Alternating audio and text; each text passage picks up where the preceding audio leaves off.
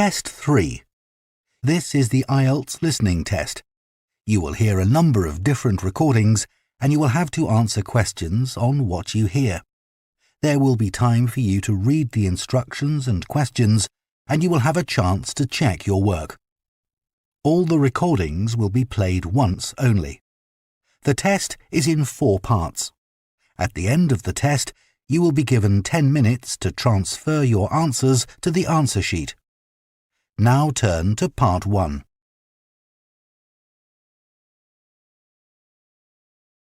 Part 1. You will hear a man called Jack giving advice to a friend about surfing holidays.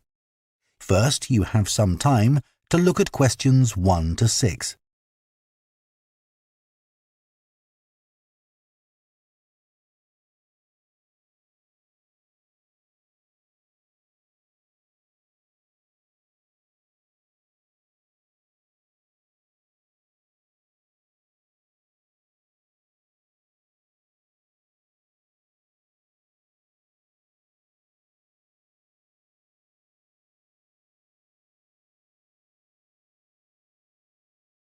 Now listen carefully and answer questions 1 to 6.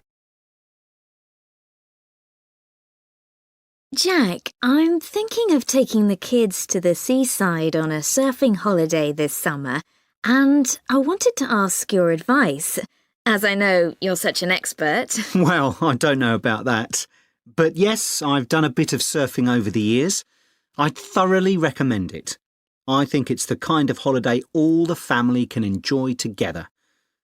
The thing about surfing is that it's great for all ages and all abilities.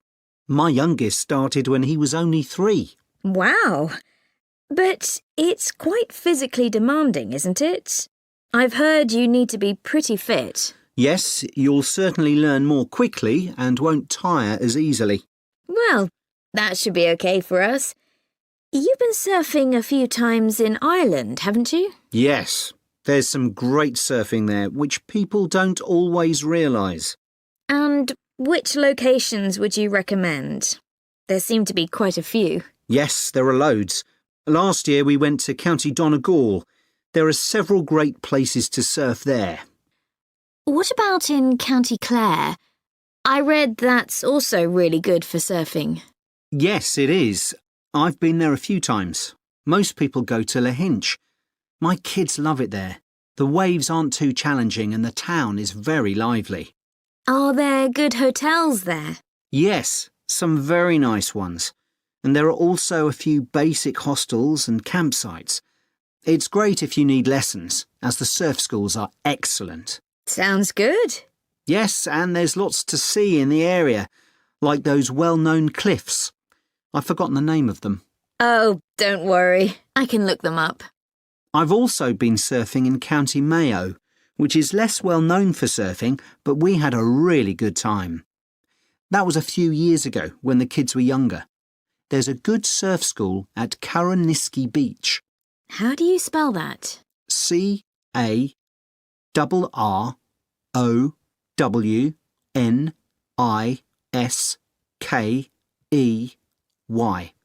OK.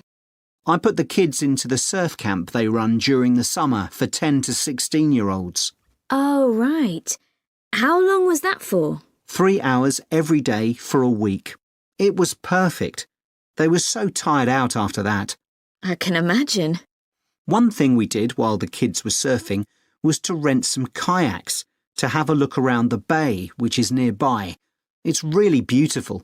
Oh, I'd love to do that. Before you hear the rest of the conversation, you have some time to look at questions 7 to 10.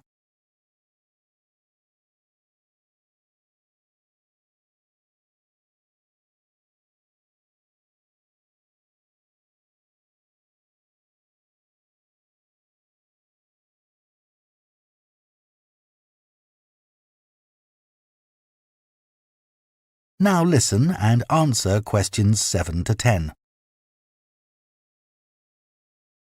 Now, the only time I went to Ireland, it rained practically every day. Yes, that can be a problem. But you can surf in the rain, you know. It doesn't have the same appeal somehow. Well, the weather's been fine the last couple of years when I've been there, but actually it tends to rain more in August than in the spring or autumn. September's my favourite month because the water is warmer then. The only problem is that the kids are back to school then. I know. But one good thing about Irish summers is that it doesn't get too hot. The average temperature is about 19 degrees, and it usually doesn't go above 25 degrees. That sounds all right. Now, what about costs? Surfing is a pretty cheap holiday, really. The only cost is the hire of equipment. You can expect to pay a daily rate of about €30 for the hire of a wetsuit and board. But you can save about €40 if you hire by the week. That's not too bad. No. It's important to make sure you get good quality wetsuits. You'll all get too cold if you don't. And make sure you also get boots. They keep your feet warm, and it's easier to surf with them on too. OK, well, thanks very much for that. That is the end of Part 1. You now have half a minute to check your answers to Part 1.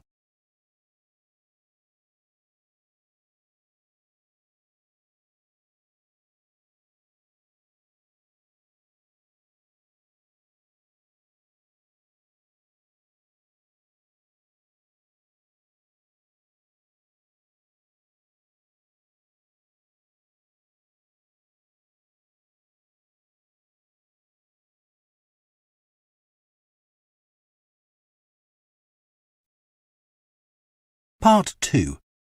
You will hear the manager of a childcare service at a primary school talking to parents at an open day about the school's childcare service offered before and after school. First, you have some time to look at questions 11 to 15.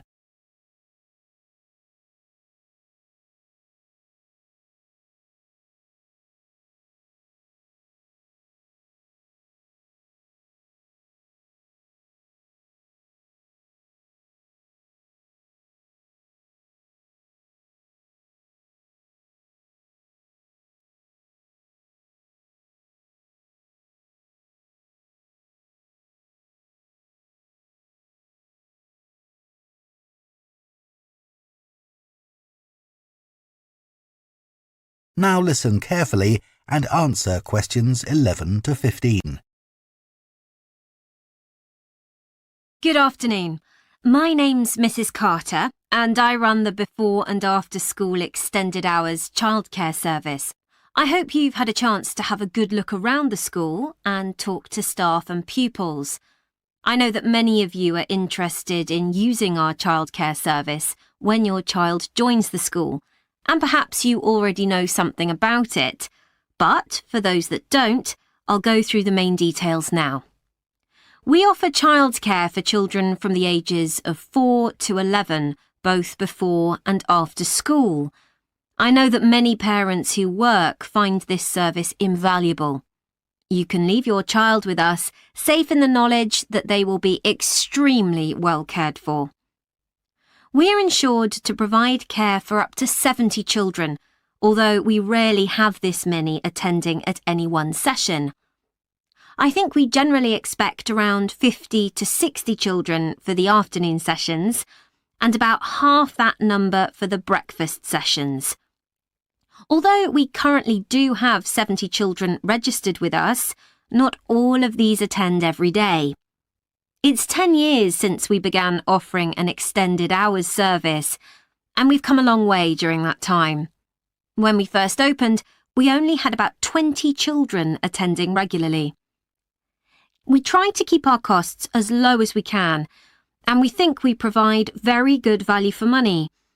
For the afternoon sessions, which run from 3:30 until 6 p.m, it's £7.20. But if you prefer, you can pay for 1 hour only, which costs £3.50, or 2 hours, which costs £5.70. The cost of the childcare includes food and snacks. They'll be given breakfast in the morning and in the afternoon, a healthy snack as soon as they finish school. At 5 p.m, children are given something more substantial, such as pasta or a casserole. Please inform us of any allergies that your child might have, and we'll make sure they're offered a suitable alternative. As you may know, the childcare service runs through the school holidays from 8 a.m. to 6 p.m. We offer a really varied and exciting programme to keep the children entertained. We don't want them to feel as if they are still at school. It will also feel different because they'll get the chance to make new friends with children from other schools. Spaces are available for them because a lot of our term time children don't always attend during the holiday. In the past, parents have asked if children over the age of 11 are allowed to come with their younger brothers and sisters, but I'm afraid we're unable to do this because of the type of insurance we have. Before you hear the rest of the talk, you have some time to look at questions 16 to 20.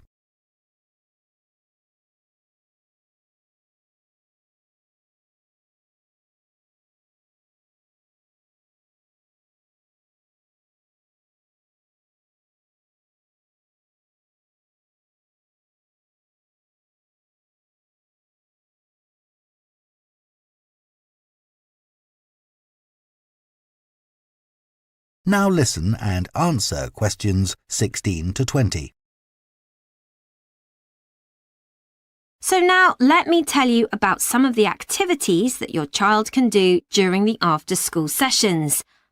As well as being able to use the playground equipment, computers, and the library, there is usually at least one special activity that children can do each day. For example, Spanish. We have a specialist teacher coming in every Thursday to give a basic introduction to the language through games and songs. She does 2 sessions, one for the over 8s and one for the younger children. This is the only activity which we have to make an extra charge for, but it's well worth it. Once a week, the children have the opportunity to do some music. We're very lucky that one of our staff is a member of a folk band. On Mondays, she teaches singing and percussion to groups of children.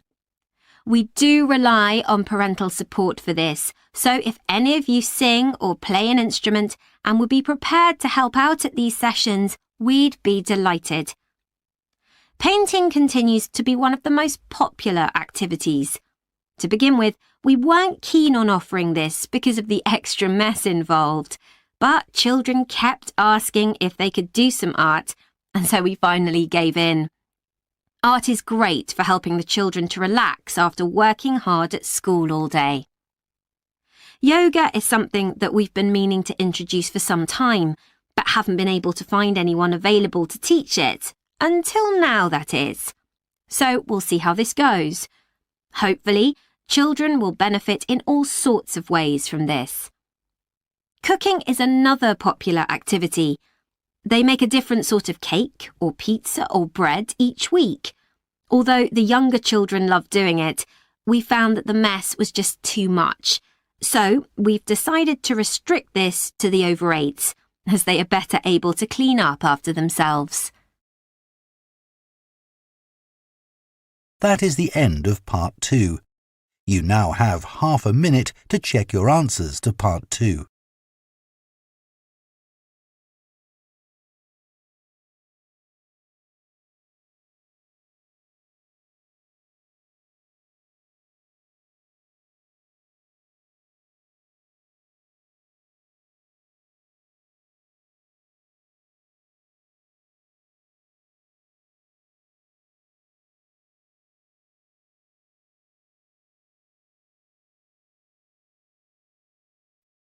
Part 3.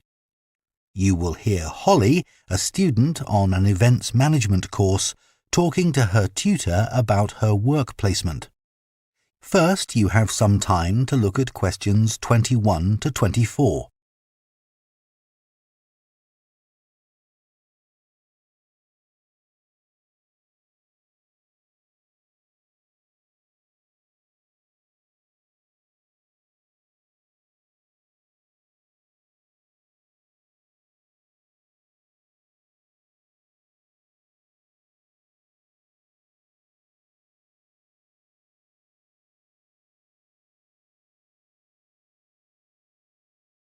Now listen carefully and answer questions 21 to 24. Hello, Dr. Green. I'm here to talk to you about my work placement. Oh yes, it's Holly, isn't it? Yes, So, which work placement have you chosen? I decided to go for the Orion Stadium placement. The event I'll be managing is one where I'm helping to set up a sports competition for primary school children. Yep, that's always a popular placement, even though it can be tougher than you think, working with children. I know, but it's the fresh air that attracts me. Organising something indoors doesn't have the same appeal, even though it might be fun. OK, so obviously safety is going to be one of your key concerns for this event? Yes, I've already thought about that. I'll need to make sure none of the equipment's damaged. Ah, well, you'll be working with schools, so the equipment will be their responsibility. However, the grounds and what goes on there will be yours. Oh, I see. That'll include keeping everyone within the boundary once they're in their kit and on the field? Exactly. You'll need to inspect areas like changing rooms as well, for anything someone can trip over, but your main priority will be not to lose anyone. Right. I'll need staff to help with that. And don't forget about the spectators. I was thinking that many of them will be parents who could help run the event. I wouldn't rely on that. They'll be more interested in filming their children than volunteering. I'll need to make sure they don't interfere with events doing that. And that's not always easy, especially when a proud parent's trying to get a snap of their child and you want them to move elsewhere. OK. What about the scheduling? With sporting events, there are all sorts of things that can alter the timetable, like rain, for instance, though so far we've always been lucky with that. Yeah, and I was thinking about what to do if someone got hurt as well. I know that last year that caused a terrible delay. You have to be prepared for such things. Oh, what if a match ends in a draw? Do you let the teams keep going until someone wins? That'll be up to you. And again, you need to plan for it. Right. Before you hear the rest of the discussion, you have some time to look at questions 25 to 30.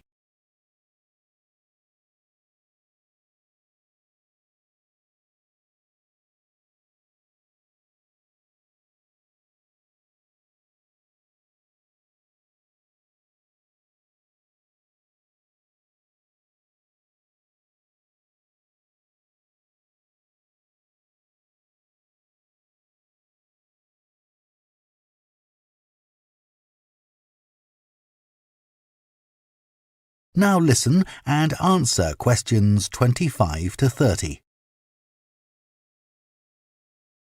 Now, the aim of your work placement is to give you the opportunity to develop the skills that an events manager needs. So let's talk about those a bit. Well, I think my communication skills are pretty good. I can talk on the phone to people and book venues and that kind of thing. Good. Just remember, it isn't only about what you say. If you meet someone face-to-face and want to persuade them to be a sponsor, for example... Oh, I'll dress up for that, sure. Good. Let's go on to think about your organisational skills. You're working in a very people-based industry, and that means things won't always go to plan. I guess it's being prepared to make changes that matters. That's right. You may have to make an on-the-spot change to a timetable because of a problem you hadn't anticipated. Just do it, OK. How's your time management these days? I'm working on it. I'm certainly better when I have a deadline, which is why this work suits me. Yes, but it's how you respond as that deadline approaches. I know I've got to look calm, even if I'm in a panic. Just think to yourself, no one must know I'm under pressure. Yeah, even though I'm multitasking like crazy. Another skill that events managers need is creativity. Often your client has what we call the big picture idea, but it's up to the events manager to think of all the fine points that go to making it work. Right.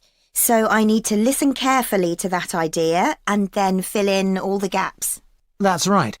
And you'll have a team working under you, so another key skill is leadership. Your team may have lots of ideas too, but you've got to make the ultimate choices. Do we have refreshments inside or out, for example? Isn't it better to be democratic? It's a nice idea, but you have the ultimate responsibility. So believe in what you think best. Be prepared to say, yes, that's a good idea, but it won't work here. I see what you mean. What about the networking side of things? I know it's an area that a lot of students worry about because we don't have much experience to offer others. But even without it, you can still be an interesting person with useful ideas, and the more people you impress, the better. I guess that will help me when I apply for a real job. Exactly.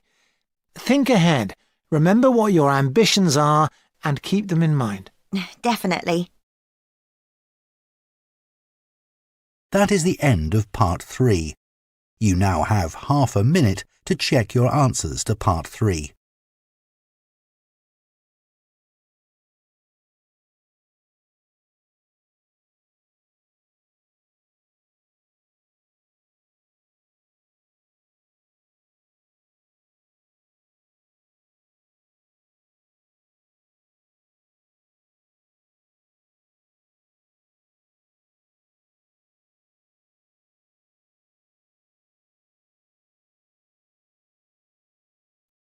Part 4. You will hear a zoology student giving a presentation on bird migration. First, you have some time to look at questions 31 to 40.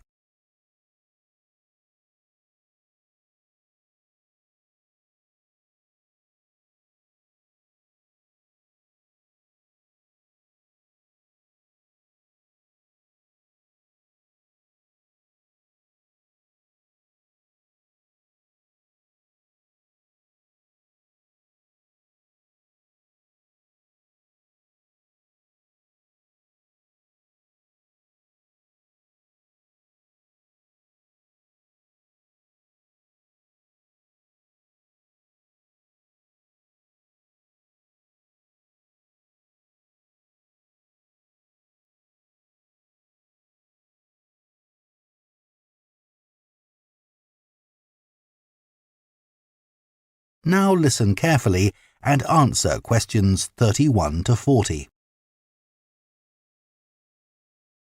Scientists believe that a majority of the Earth's bird population migrate in some fashion or other. Some travel seasonally for relatively short distances, such as birds that move from their winter habitats in lowlands to mountaintops for the summers. Others, like the Arctic tern, travel more than 25,000 miles seasonally between the northern and southern poles. Bird migration has been studied over many centuries through a variety of observations. But until relatively recently, where birds went to in the winter was considered something of a mystery. The lack of modern science and technology led to many theories that we now recognise as error-filled and even somewhat amusing. Take hibernation theory, for example. 2,000 years ago, it was commonly believed that when birds left an area, they went underwater to hibernate in the seas and oceans. Another theory for the regular appearance and disappearance of birds was that they spent winter hidden in mud till the weather changed and food became abundant again. The theory that some birds hibernate persisted until experiments were done on caged birds in the 1940s, which demonstrated that birds have no hibernation instinct.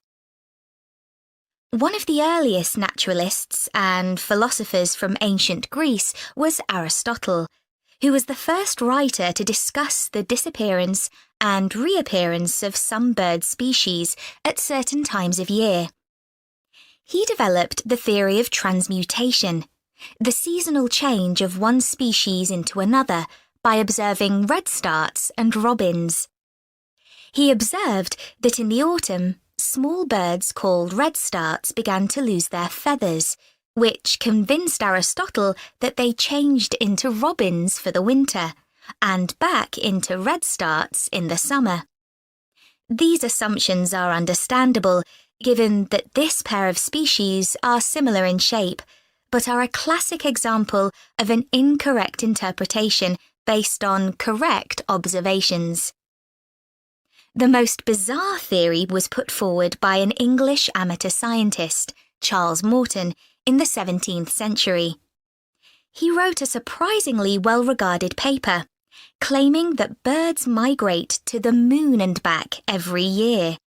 He came to this conclusion as the only logical explanation for the total disappearance of some species.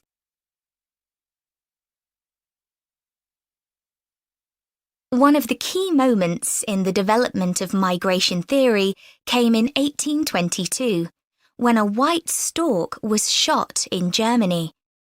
This particular stork made history because of the long spear in its neck, which, incredibly, had not killed it. Everyone immediately realized this spear was definitely not European. It turned out to be a spear from a tribe in Central Africa. This was a truly defining moment in the history of ornithology, because it was the first evidence that storks spend their winters in sub-Saharan Africa. You can still see the arrow stork in the zoological collection of the University of Rostock in Germany. People gradually became aware that European birds moved south in autumn and north in summer, but didn't know much about it until the practice of catching birds and putting rings on their legs became established. Before this, very little information was available about the actual destinations of particular species and how they travelled there. People speculated that larger birds provided a kind of taxi service for smaller birds by carrying them on their backs. This idea came about because it seemed impossible that small birds, weighing only a few grams, could fly over vast oceans. This idea was supported by observations of bird behaviour, such as the harassment of larger birds by smaller birds. The development of bird ringing by a Danish schoolteacher, Hans Christian Cornelius Mortensen, made many discoveries possible. This is still common practice today and relies upon what is known as recovery. This is when ringed birds are found dead in the place they have migrated to and identified. Huge amounts of data were gathered in the early part of the 20th century, and for the first time in history, people understood where birds actually went to in winter. In 1931, an atlas was published showing where the most common species of European birds migrated to. More recent theories about bird migration vary widely. That is the end of Part 4. You now have 1 minute to check your answers to Part 4.